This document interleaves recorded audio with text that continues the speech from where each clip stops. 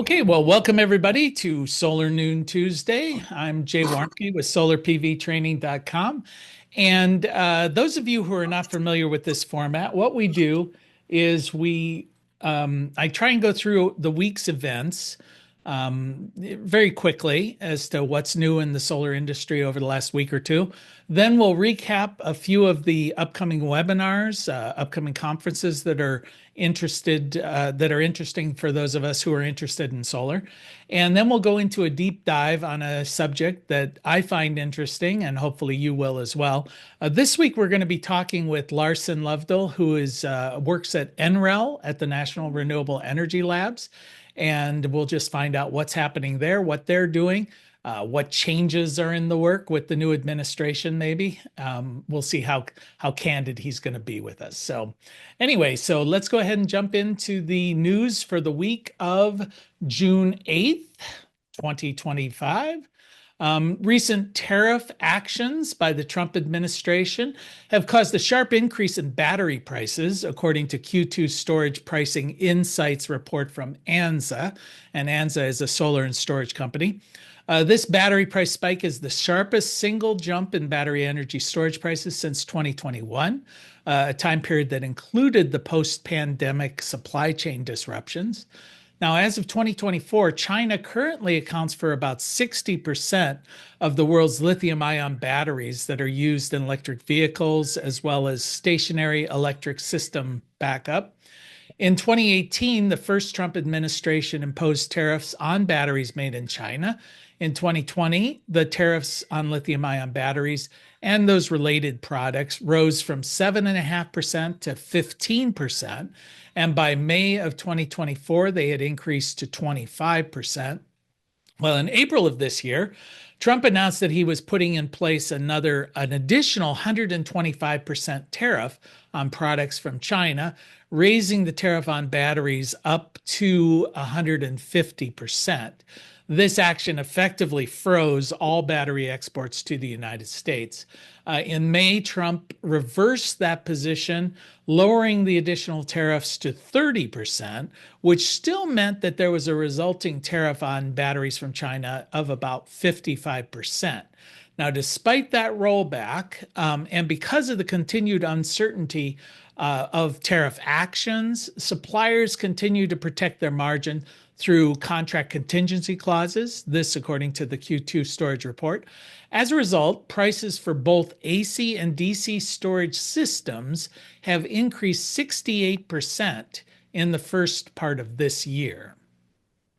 As the Senate reconvenes this week to begin budget negotiations, the Solar Energy Industries Association, or CEA, is lobbying to revise the steep Inflation Reduction Act cuts that were passed by the House of Representatives. They cited that these are going to lead to job losses in all 50 states. Now, an analysis that was released last Tuesday by CEA estimates that Texas and California would be the hardest hit by the House bill's rollback of the IRA tax credits, respectively losing 34,100 jobs and 35,700 solar and storage jobs by 2030. A report issued last week from E2 found that businesses have already canceled or delayed more than $14 billion in investments and 10,000 new jobs in clean energy and clean vehicle factories since January of this year. Now, E2 is a national nonpartisan group of business leaders and investors who advocate for smart policies that are beneficial not only to the economy, but also to the environment, hence the E2 thing.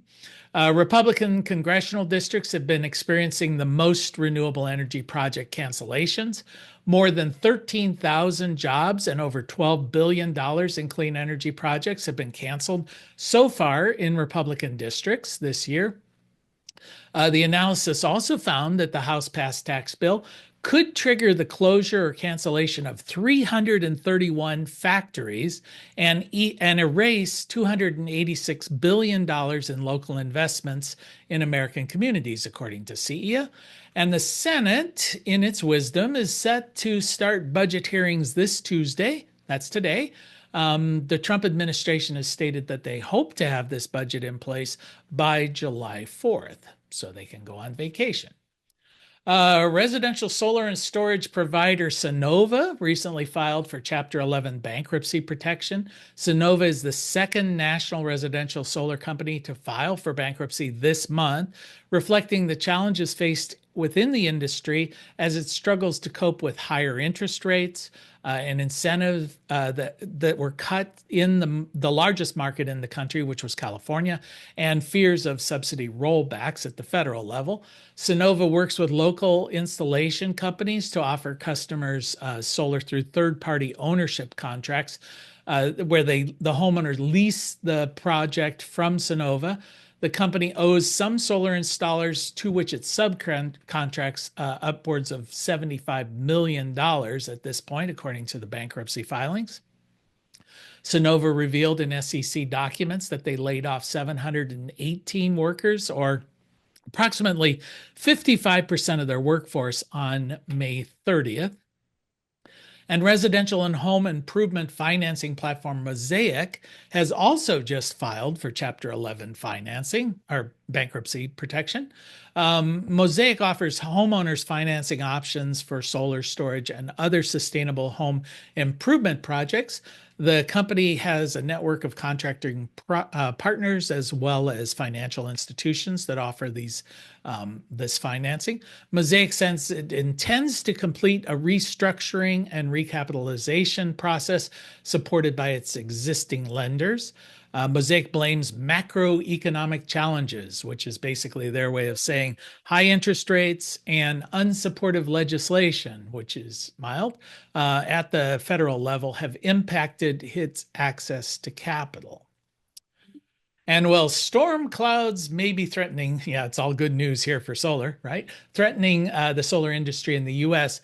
Solar farms and rooftops in the United Kingdom generated a record 42% more electricity from January through May of this year than they did compared to the same time frame last year, according to a new analysis by Carbon Brief. Now, some of this was the result of more solar capacity that's been installed in recent years. Back in 2015, the conservative government had eliminated solar incentives.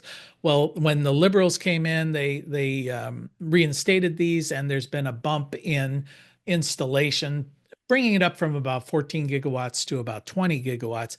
But most of the additional generation has been attributed to the fact that the UK has just gone through its sunniest spring since record keeping began back in 1910. See, it's always sunny in London, right? Between March 1st and May 31st of this year, the UK had 653 hours of sunshine, which is 43% higher than the average from the period of 1961 through 1990. Sunshine hours in the UK have been increasing recently, especially since the 80s, with spring months experiencing an average of about 15% more sunny days than they had for each of the last 10 years. And that is the bad news, good news from the world of solar for this week. Anybody have anything else they want to add, or any questions at the moment about Eh, what's happening? Yeah, go ahead, Devin. what was the average cost of lithium-ion batteries, say per kilowatt hour in the States right now? The average cost, yeah, I think it was just under $100 a kilowatt hour. Doesn't that sound about right? I know it was tickling that. It may have gotten down as low as say 75, 80. Um, but now it's anticipated to go up 68%. So that would then take it up over 100. What are you paying down there in Trinidad, Tobago? Are you getting? Well, I recently ordered some batteries from a company called Pytes, Pytes. I think they also have a warehouse in USA, but I buy through their Panamanian distributors, and we was quoted at about $700 per kilowatt hour. So that's why I'm trying to compare what I pay to what you have across there. Yeah, that seems high. Yeah. Um, yeah, I think I guess there's a difference. Of course, the pricing is going to be retail versus wholesale as well. Um, so yeah, I'm just I just knew that we were approaching $100, but that would have been No, wholesale. sorry, man, let's check it back. It was a 5 kilowatt hour battery for 700. That was 700 US dollars. So yes. Oh, okay. So yeah, yeah, yeah. So you're getting a really good deal because Yeah. we see I was just looking at a 3 kW um system for the end phase system and they're running what's that around 2,500 bucks somewhere in that neighborhood. The 5 kW I think we're three or three and a half thousand. So I guess we're running at about that would be $700 a kilowatt hour retail. But Enphase is going to be pretty expensive if you get into some of the others. But I my guess is, and it's just a wild guess. My guess is wholesale costs have probably jumped from about 100 to about 150 per kilowatt hour. That'd be my guess. Yeah, Al, you got a comment? Yeah, I just had a question. The numbers that you gave for sunny days for the UK, do we have similar numbers in the US? And where would you find them? Oh, I don't know. The UK they're pretty good at tracking that kind of thing. And of course, it's a smaller environment. I haven't looked to see if we've seen. Now, my assumption is all of this is tied to global climate change, clearly, as far as the UK is concerned. And I suspect that their weather pattern is going to be much more uniformly disrupted. In the US, we're going to see changes in one part of the country that may be offset by another. So, NREL keeps track of some of that sunshine, and maybe we can ask Larson when we bring him on if he has any insight into have they been revising their numbers upward for their PV watts. And so we'll see. We'll see if we can get that answer, but I don't have a good answer. So far, I'm batting zero for answers from you guys here today. So, any other questions? Struck me somebody may have a question about what's happening in the world of incentives. Whether the government is going to do away with or keep the tax incentives, the ITCs, and that all seems. I know we reported on that a little bit last week, but it's all up in the air at the moment. But it feels to me anyway, not hopeful that these things. But I will caveat that by seeing that if we see the 30% tax credit go away for residential solar, there's a lot of doom and gloom, obviously coming out of that report from CEA, and but I'm also anticipating that we're going to see a pretty dramatic spike in electrical prices as a result of a disconnect between supply and demand. We went over that a couple of weeks ago as well. So if you see the price of electricity doubles, then the cost of solar, contrarily, is cut in half. So a doubling of electric prices is going to be a better incentive for folks to move into the world of solar than a 30% tax credit. So this may be that moment in time when this industry essentially just stands on its own and does not rely on these incentives as a motivation for a great number of people to get into the solar industry. And I should caveat that by saying I just wish the fossil fuel industry would join us by getting into the world of non-incentivized production. That would be awfully sweet. Any other questions here before we jump into the events? Hey Jay, this is Ted. Yeah, hey Ted. Have you seen any specific directed disincentives for renewables, specifically solar? I understand a lot of legislation is to eliminate the incentives, undo it, roll it back. But has it progressed to the point where have you seen anything that disincentivizes investment in renewable, other than the fact that, there's fossil fuel is sort of, they're hidden subsidies that nobody really consciously talks about. Right. Yeah, I think we've seen sort of a combination of those.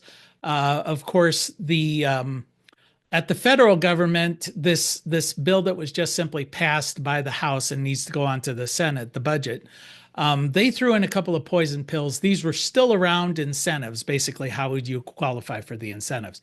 So they threw in that if you didn't start the project within 60 days, it would not qualify for incentives. Well, there's no way for these larger projects to even get permitting within 60 days. So that was a poison pill, basically, to say if your project's not already underway, no way are you going to qualify for incentives. The second part was to say if I heard it represented as if someone from China breathed on your project, then you wouldn't qualify.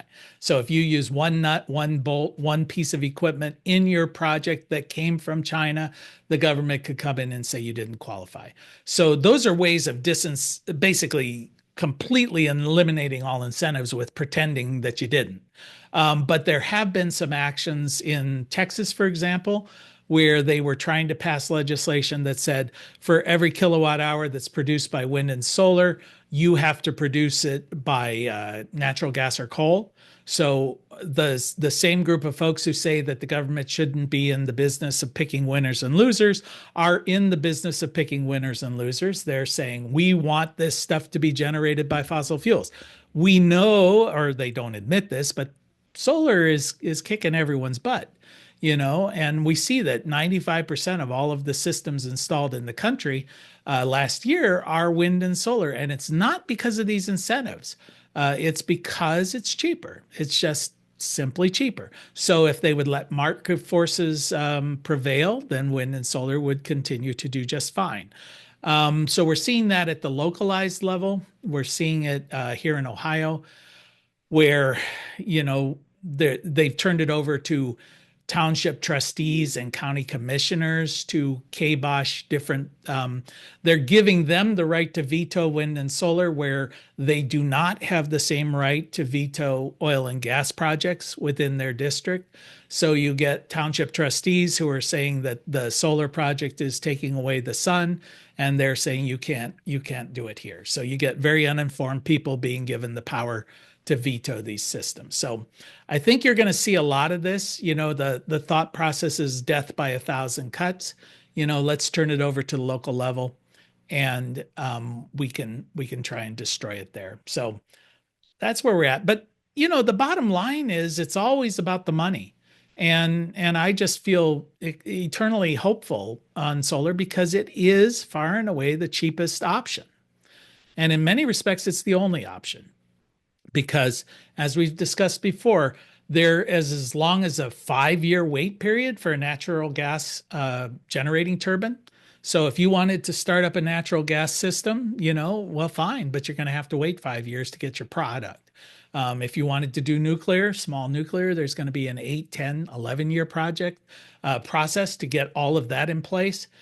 So wind and solar are the only projects that can be built quickly, and fairly simply without the issue of trying to build a coal power or gas power generating facility. So it is the only option. Thanks, Jay. Yep. That was a long-winded answer, wasn't it? Anybody else have any questions? So, all right. Well, let's go ahead and jump into some of the announcements that are coming on for this week or upcoming webinars. And let's see, on tomorrow we've got one from Renvu on design and quoting tools that I guess they're announcing there. There's also from Solar Power World. These are early design decisions that you might want to make as you're designing these larger projects. Battery data, June 12th. This is all these times are Eastern. And you can see that there's the links there. We'll just let you Google them if you're aware of. This is from ANZA. We've got another one, conference, Midwest Solar Expo in Chicago, June 9th. Let's see, that's going on right now. So midway through. June 18th, SunGrow Inverters is going to have a webinar at noon. Then we have the Community Solar Innovation Summit. That's going to be in Denver, Colorado at the end of this month. There's Large Scale Solar on the 26th. Let's see. Oh, Catherine, you just said you're teaching a residential solar class at the Columbus Garden School Monday. Okay, the link is in the chat there. All right. This one is large scale solar economic decisions there. ACES, the ACES National Conference. ACES is the American Solar Energy Society, which sponsors the this solar news portion here. And then, of course, there's ancillary services to build out your energy business. So when they mean ancillary, it's like, okay, you've just sold them a solar array. Now, what other services can you sell them to, increase your profits if you're out there installing these systems? Can you do some, I don't know, roof maintenance, lawn care? Who knows? Could be a lot of things. So noon, August 19th. And then, of course, our shameless plug on the online and in-person classes that we offer at solarpvtraining.com. So we invite you to jump in there. Okay, so that is our events and the like. Let's see. We're about to open it up, hopefully, for a discussion with Larson. And Larson, are you online here? Yeah, I think Hey, there hopefully you you can are. hear me well. There we Yeah, go. you don't look nearly as young as the picture that I put out there to promote. So welcome, Larson. So I know Larson, you work at NREL, and you and I are both on the Sugarbush Foundation board meeting, which our board, which is a I don't know, what would you call it? A foundation that's giving money within the Ohio University community, trying to integrate the community with the university and focused on social development and environmental issues and things like that. So why don't you tell us a little bit more about yourself other than that brief overview? Yeah, hey th everyone, thanks for having me, Jay. Glad to be here. So I'm Larson Lovdal. I grew up here in Athens, where I'm located now, but I work at the National Renewable Energy Laboratory, NREL. As Jay mentioned, I'm on the project development and finance team there, which we could talk about. Maybe it might be a function some of you are surprised to hear NREL has, given the kind of reputation as a science organization.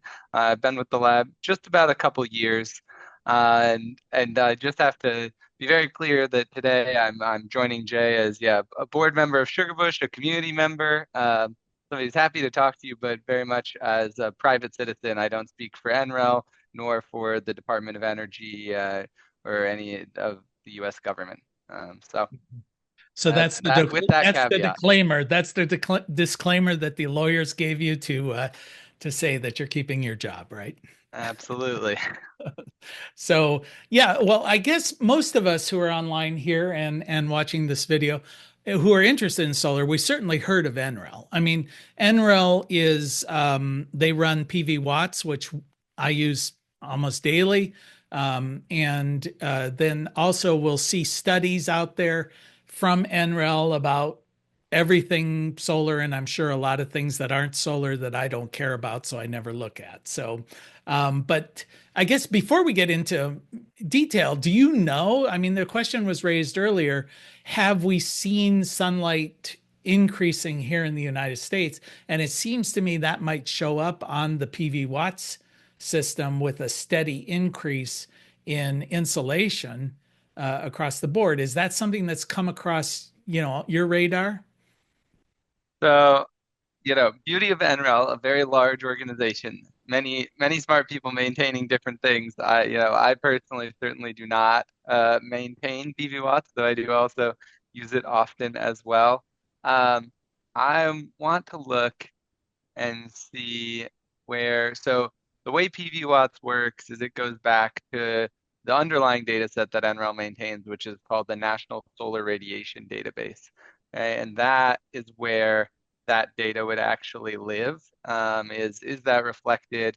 And it looks like that's coming in through some satellite data, um, 30, 60-minute satellite data, 1998 to 2022. So to answer that, I would probably go back to that satellite data and try and look and see if there's a trend there, like you saw in the example for the UK. Have we seen more sunny time periods over the recent, or any increase over the recent time period? But I don't know the answer off the top of my head. But I think that's where the data would be. So we're not going into PV watts and like adjusting an underlying conversion factor for each location. It's all done through an automated software on the back end that goes to this database that we keep updated.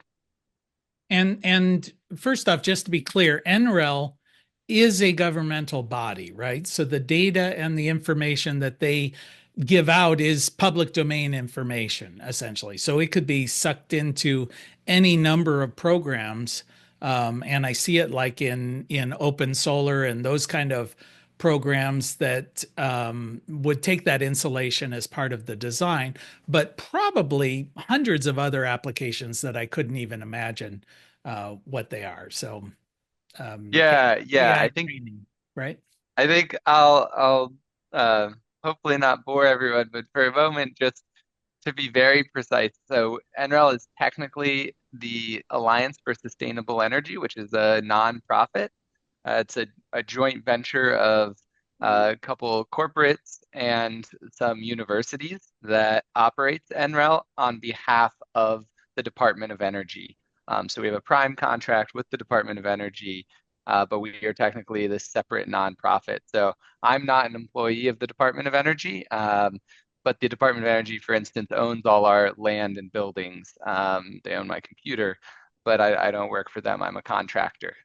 So a little bit of a distinction there in terms of being a governmental entity in the pure sense. But as you kind of uh, suggest, like we get the majority of our funding from the Department of Energy, though we work with many other federal clients and non-federal as well, and are very closely tied to the Golden Field office, which is our local office for the Department of Energy. So yeah, a little bit of a distinction there, but yeah, mostly all open source stuff. Though we do have some, we can do work with different corporate partners who have information that they feel is business sensitive and confidential. We'll certainly, can work around that. NDAs with some tribes that have private information if we want to support them with some of our technical assistance work.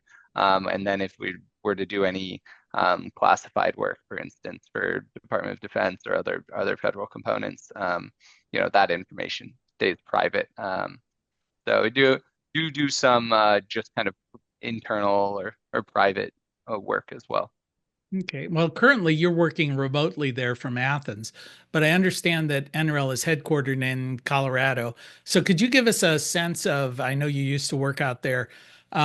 What's it like? I mean, just give us a sense of scale. How many employees when you walk in? Are the hallways filled with mad scientists in bathrobes, writing on the walls, or how is the vibe out there? How does that thing function? Yeah, it's a great campus in Golden. It's a really nice spot. We were high enough up that we have a nice view of the mountains. So it's just a little bit west of Denver, and yeah, you could see quite a ways. The campus used to be an old, I believe it was like Army or National Guard, or it's an old military base that was slowly transformed into NREL. We didn't really keep any of the buildings except for a couple of historical significance, but there's some cool history there. And so NREL has a number of different laboratories across the whole campus. So I wish there's a nice picture, but number of different laboratories because it is primarily a science organization and research organization. So there's solar energy research facility, there's bioenergy research facility. We are currently building a EMAPS, which is an energy materials processing characterization, but basically looking at advanced materials functionality for energy applications. So that's a big new lab that's being built. And that's the majority of the buildings around campus is different specialized research functions. And there's some really cool stuff that NREL can do. There's our high performance computer. It allows you to run some really sophisticated simulations quickly. You can do basically grid scale testing of components off grid, right? So we can test up to 20 megawatt components um, either in the software digital twin way, or like, bring in your full size 20 megawatt thing and plug it in here, and we can simulate various conditions. So really helping to validate technologies at scale through capabilities like that. There's a variety of those sorts of spaces across the lab. And then, yeah, I mean, everyone's coming in because it's in-person work for about 75–80% of the organization. So there's just about 4,000 employees now. That's gotten quite a bit bigger over just the last 10 years or so. We've been growing really quickly as the energy space has moved quickly as well. And most of that is the in-person research. But then there's also an increasing recognition of these human dimensions of the energy system, right? All these decisions get made by people, for people, with information. How do we make sure that folks have the best information to make decisions to move forward with what they want to do, and what is our role in that? So that's where some of our more applied work comes in, is recognizing those human dimensions. And there's a lot of modeling and analysis work that is, computationally based as well. So less in the lab, but still very deep into the scientific side. So a lot of coding and the development of these backends that support tools like PV watts and things. Well, what year did you join the group? Because I guess the reason I'm going to ask this is, did you join during the Biden administration, or did you go through the Trump, or even back to Obama, then Trump, then Biden, then Trump? And I guess what I'm getting to is, was there like a massive vibe shift there? I mean, or has that trickled down to the level of folks in the building, other than everybody's going, oh crap, I wonder what's going to happen next? But has there been a substantive change in how things have been operational there? Yeah, it's an interesting question. So I joined in 2020, this is 2025, 2023. So very much during the Biden administration, um, lots and lots of active funding opportunities and work and funding from the federal government, as we all know, on different efforts that were very relevant. And then, yeah, so just have gone through this most recent transition. Obviously, hear from lots of folks who have been there through multiple transitions. There's all kinds of, there's very natural that there's going to be some amount of change, administration to administration, priorities shift, language changes, and how much that change is kind of what's notable. I think there's just been more of a shift, as we hear in the public discourse with this most recent transition, than even compared to the previous Trump administration. And so there's been, and the way I see it from my side often is it seems like we've heard a lot about what you're not going to do, but we really have yet to hear about what they are going to do with the resources, the infrastructure. There's there's a sense of, it kind of shut everything down in a lot of ways. You're turning off the faucet, whatever you want to think about it as, but there's not a lot of, okay, but what are we going to do with this really valuable national laboratory complex that is an innovation engine for the U.S. It's not clear where that's headed yet. So that I guess leaves people, wondering and uncertain. It's a different. Usually, you're kind of working on what you're doing, today, this month, and this year, and then you're thinking a little bit about what's next, and you're kind of coming up with those ideas and preparing for those upcoming things. And it's just really hard to think about those upcoming things and what's any more than, a few weeks or, something ahead. There's just very little certainty. So Mhm. I think that's a hard environment to work in, because it feels like things can change around a lot, and it's, you just don't know. We don't even know who to talk to anymore sometimes at DOE, or just like with the layoffs.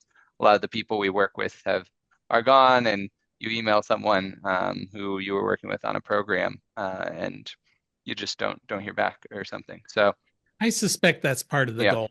I think that's the goal. The disruption is the point. That's so I wanted to make sure that everybody who's online at the moment knows, feel free to jump in if you've got a question for Larson. I told him some of you guys may have had interactions with NREL and were ticked off at them, and now you've got somebody that you can chew at about they didn't do what we were going to do. So I do want to give you that opportunity to jump in if you've got a question. Um, Now, I know you were involved with some Indian Awesome. tribe activities there. So far they're being quiet, Larson, so you're going to be off the hook. But so you were working with Indian tribes and the like. Is that something that was a specific specialty of yours or just a one-off kind of thing? This one, I think the project we probably talked about, we did a training in partnership with the Midwest Tribal Energy Resources Association on one of our tools, similar to PV Watts. It's called REOP, Renewable Energy Optimization Platform, also a free open source online thing that you can pull up. But it's supposed to really expedite the project screening by looking at, you can give it a site and you can give it a lot more parameters than you give PV watts. You can give it some goals. Do I want to maximize cost savings? Do I want to use wind, solar, batteries, a generator, geothermal? Here's my load profile here, and it will spit out a cost optimized size system for that site. So a little bit more of a learning curve, but also really expedites this kind of early project feasibility analysis, screening, preliminary economics. And so we were running a training on that tool, working with a few tribes, supported by Office of Indian Energy, MTerra there. And it was just a few-day workshop. Folks came to campus, and I was working on it from my background, which is engineering, but also project development and finance, and specifically on the financing terms, how to model the financing, that the current kind of financing environment in that REOP tool. So how do you put in the ITC? And what if you have a grant that's 20% of the project cost? How do you put that into the tool as well, so that whatever the results you get back are really reflective of what you might be, what your project would be as you're trying to implement it. So that was the role there. It's great to be in person with folks, and a treat to hear about some of the great ideas that they have. I mean, yeah, people are definitely thinking and aware, and have some really cool projects on the radar. Do you guys within the working environment there, and I guess I don't really know, is everybody focused on their own little thing, their own little project, or do periodically like the bigger issues bubble up within the whole community, and you say, "Holy cow, we're going to have a problem here with this ramping up of demand over the next couple of years," and are you guys looking at these macro pictures to say, how do we get our transmission up to snuff? How do we deal with the storage issues? How are we going to meet this looming demand? I mean, that's one thing I'm focusing on here recently, but it just seems to me there would be major moonshot kind of things that crop up periodically, and I just wonder if that is part of the culture, or does everybody just keep their head down and say, I'm working on this thing here, and that's above my pay grade. Yeah, interesting question. A couple pieces to that. So I mean, I think the some of the like regular reports and data sets are obviously an attempt to track those things, right? The like storage futures, or the transmission scenario studies. Those are like a recognition that transmission build out is going to be pivotal. How do we provide good, regularly updated modeling that can inform decision making out there? I think that's a key part of those sorts of projects, and those are often completed by, yeah, cross-cutting teams. So working with a wide variety of folks across the lab, who have different sets of expertise, and that's the beauty of the lab in a lot of ways is if I need to really get in the weeds on a microgrid controller, I've got somebody in mind that I can just email. I'm not going out and like trying to find a company and develop a relationship or something. If I need to go all the way, to a policy thing, I can just kind of email somebody. So that's one of the nice things about the lab is collaborating across disciplines. And I think to speak more to the kind of the moonshot big themes side of things, there's a couple things, there's a couple ways that comes up. So stuff like AI, that conversation is very present, and we recognize that it's going to be impactful. So how do we incorporate that? How do we make that be responsive to that moment, provide valuable analysis? Right? We think about, do we need AI tools in-house? Do we need to do some research about the state of AI on the grid and where it should be used or where it could be used? But a lot of that is driven by where the funding is, right? And I think sometimes NREL's status as a nonprofit is more telling than we realize, right? So to the extent that DOE wants to run any moonshot initiatives around meeting demand, I think we would have a lot of ideas. But until there's some sort of call there or mandate and some funding to go with that, yeah, just in like a lot of nonprofits, we don't necessarily just have a huge overhead budget to kind of go around and do whatever we want. We're very responsive to where we can bring in the money.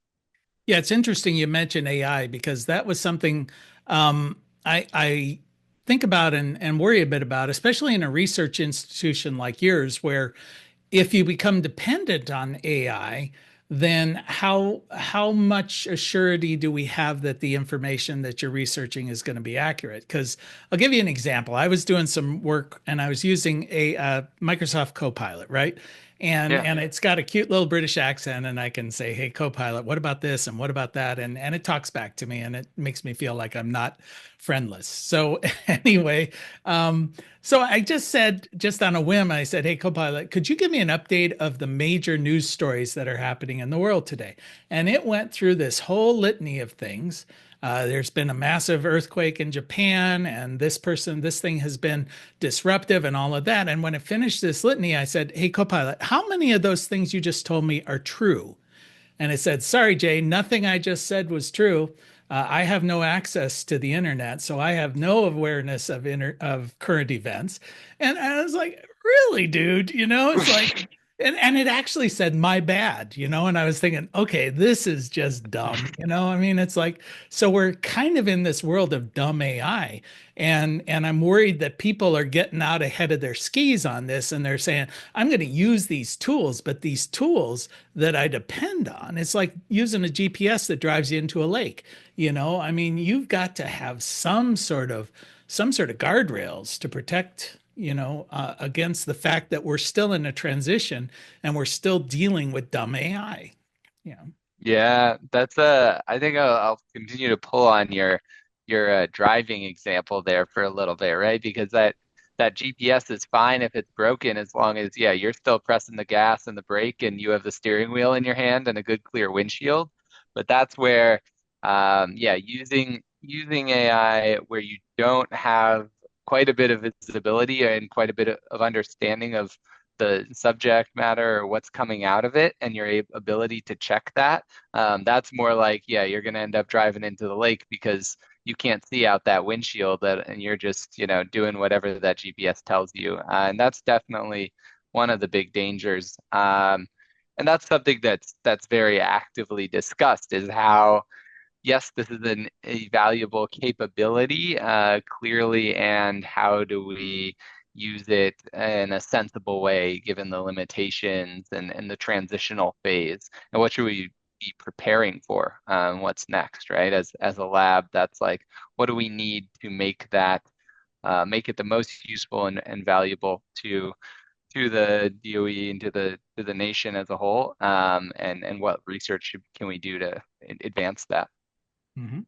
Well, one of the things that I guess, and I'm looking at my list of things that I thought, oh, I'd like to ask you from NREL, but is renewable energy seems to go across a wide range of technologies. And we oftentimes hear right now with the tech bros about small nuclear and how that's going to be the next big thing. And I'm very skeptical about that. Or periodically we'll hear about hydrogen as a source or cold fusion and all of these kind of things. Is there anything serious happening at NREL that gives you reason to believe that any of those three I just mentioned are realistic in the near term? And by near term, I mean within the next 10 years, we're going to have something competitive out of that.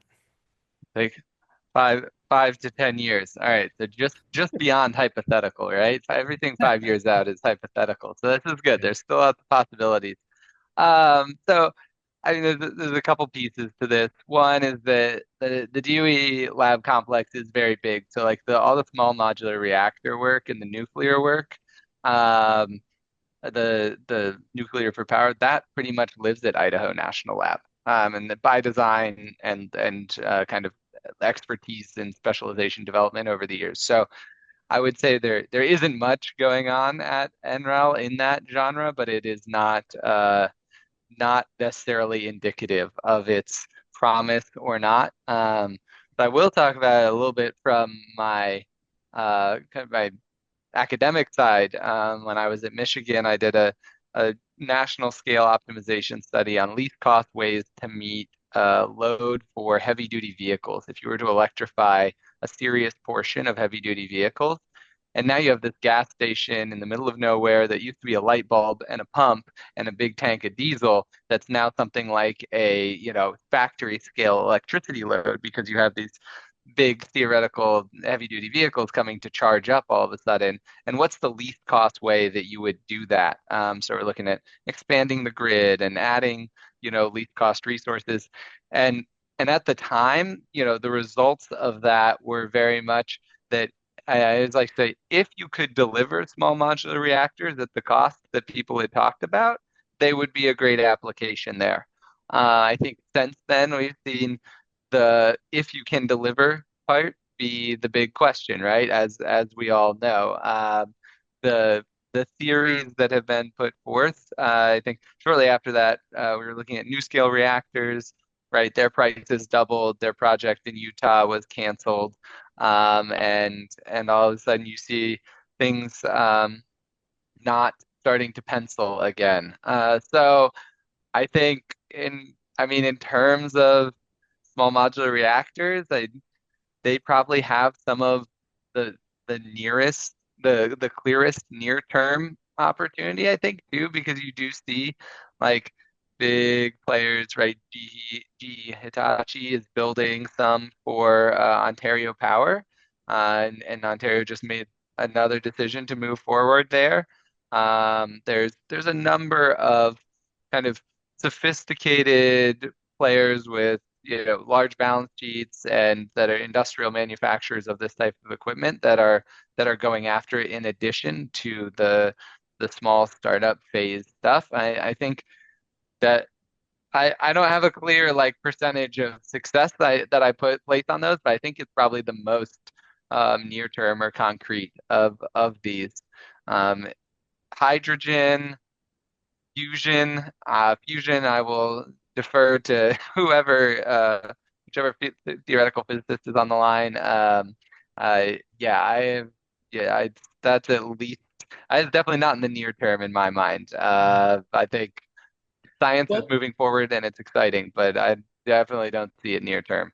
well, when you were doing that research with small scale nuclear, what advantages does it have over solar and battery storage? So if you're just saying I need a great amount of power that I can rely upon, um, solar and battery seems to be a lower cost option. And wind, of course, if you have wind resource available.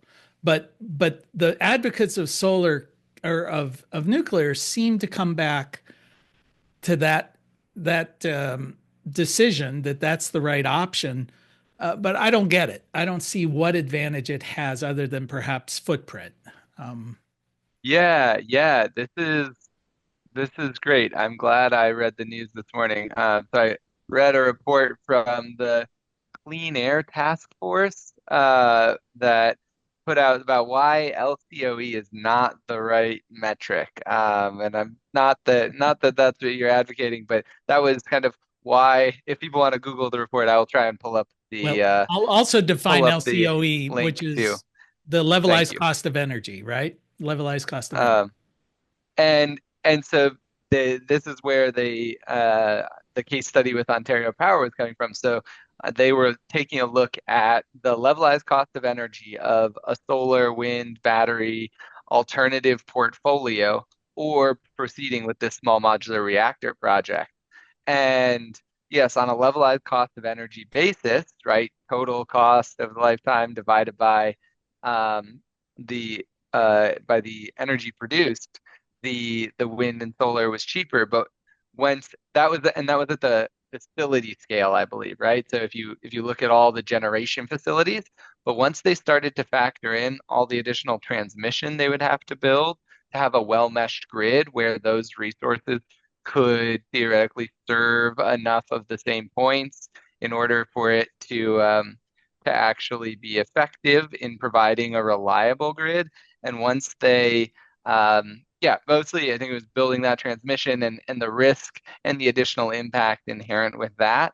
They felt that at the end of the day, these small modular reactors were still a better. They were seen as the least cost system option for developing a reliable system. So that's that was how they framed that decision.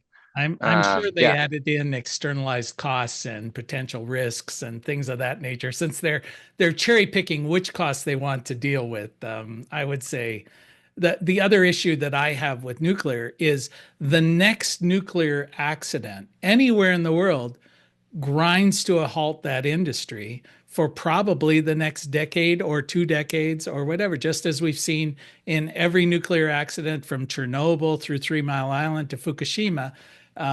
It just reminds me of like the you just when you think it's safe to get back into the water, here comes the shark again. yep. And that's where there are a couple benefits to those smaller reactors beyond the like being able to easily assemble them in factories and that making it cheaper and things. And and they're like lower risk of becoming a classic mega project over budget over time. That report also just came out where they're set up so that if you were to basically cut all power and everything were to go wrong, they shut down. As long as gravity is still working, right, they shut down on their own. And that's one of the fundamental like safety improvements of these smaller reactors, where you don't have a risk of thermal runaway as long as gravity is still working, because of the way they're assembled. It doesn't apply in space, but that's probably the biggest like safety improvement that they're pitching for some of the designs. I don't know about every design, but that's often cited as a valuable piece. Okay, Hi, doke. hi, Jay. Yeah, we're going to wrap it up, and I'll just say, Devin, and how about if you give us your last question there? The question is really going back to the energy storage market. I don't know what is NREL research on emerging technologies with the lithium ion, various chemistries, sodium, sulfur. But where do you see, as Jay say, in the near term, where the technology is going to trend towards? Is it going to remain lithium ion phosphate, or do you see sodium or sulfur becoming the mainstream energy storage? Yep. Wow. Yeah. This Give us is some investment advice here, Larson. yeah, right. And Oh I'll, man, I'll throw solid state. I'll throw solid state in there too, because see if that's an option. Wow. This is definitely something I want to pass to a colleague. So I will, reserve for their right to correct me post after we get off here if they come along and say that this is too far gone. But I mean, I think yeah, I haven't stayed really up to date on emerging chemistries, but given the level of investment and the sophistication, I mean, I think it will not stay stagnant. It will certainly continue to evolve. Um, yeah, solid state being one of the clearest players there. I the tweaks of the chemistry, boy. I mean, yeah, it certainly adding some silicon in there and increasing capacity that way is really compelling. But I think solid state is really where the next horizon would be to a large degree. And I want to say there's a manufacturer in Michigan that has already demonstrated this. Um, Here they are, and I think we'll see like that. The chemistries will certainly evolve, and they will. Oh, that's okay. So they do LFP, but I know they're working on the solid state side as well. So I think that's getting close enough to commercialization that that's a near term thing that we could look for in terms of solid state and silicon addition to the chemistry to really boost capacity there. Okay. All right. Well, we'll let you off the hook now, Larson. I appreciate your joining us, and we're going to have to call it a day, but we want to thank you for participating and all of your good insights. And hopefully, you still have your job at the end of this interview. So we appreciate that. And we'll talk to you later. So we'll see everybody again at the next event. Thanks, everybody. Bye bye. Thanks for having me, Jay. Have a good day, everyone. You too.